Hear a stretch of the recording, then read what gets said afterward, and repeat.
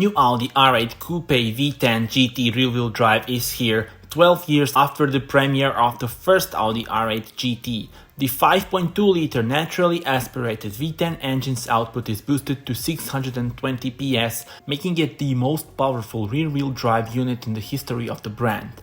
A new 7-speed dual-clutch transmission for faster shifts and the new torque rear driving mode allows drivers to choose their own level of ESC support.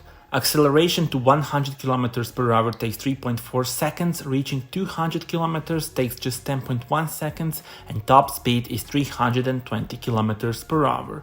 The new Audi R8 GT is limited to 333 units worldwide and will be available at dealerships from 2023. Prices start at €225,000. Tell me in the comments how do you like it.